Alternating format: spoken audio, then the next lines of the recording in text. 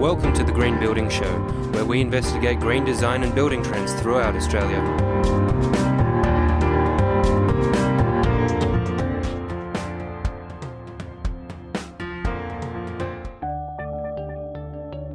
This week's best renovation story involves a truly epic build. Meredith Donkin used inspiration from pictures she found on Pinterest to develop a bold vision and dream up some of the detail on what she wanted her new multi-generation home to look like. We dropped in a few weeks after the start of the work and her builders had taken the day off. I look around and I go, wow, what's it all about?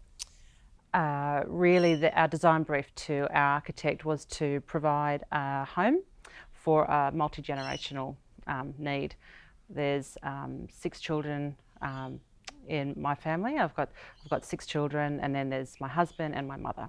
So it's providing a lot of bedrooms and a lot of living area, and really have room for everyone to enjoy life and get along well together. that was an important part. For our architect, he's been fantastic. He's got fantastic ideas, but the first thing we said to him in our first meeting was that the house serves us, we don't serve the house. It has to work for everyone. It's got to be, we want it to be beautiful, but ultimately functional, and we don't want to sacrifice function for the sake of what just looks good. So it's got to be really well thought out. And you've done something really interesting in terms of the research that you did first. You looked around the area and then came to a decision about what you're actually going to spend here. Talk me through that. We actually had the existing house valued before we did anything.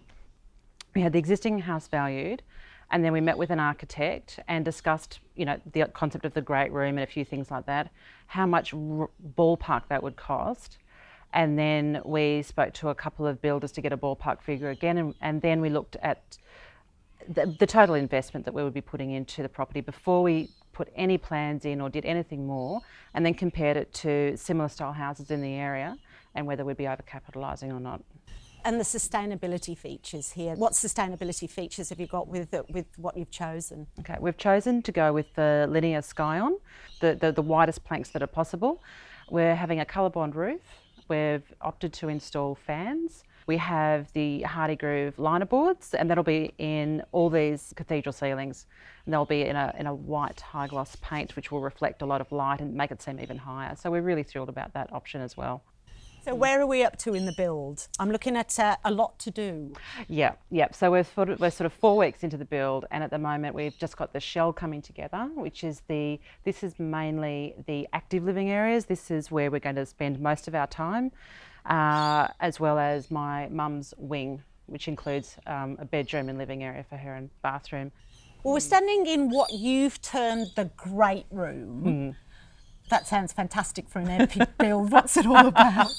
Well, it's probably, we're sort of, it might be an ironic term at times, that the great room, it might be a sort of good room, but we're really aiming for a great room. A great room is actually, it's sort of attributed to American style homes that have this great big living area where all the living is done, where you've got a kitchen, dining, lounge, the heart of the home where everyone comes together, and that's where we do life together. We had that idea. And we just said to him, that's the non-negotiable. We want this great room, and everything else can sort of work off from that, can sort of be satellites around that. But this is the hub of the home. So far, a major OMG moment. In a good way. Okay, the really good OMG moment was, and I'm still pinching myself every time I walk into this room, because it is exactly how I pictured it.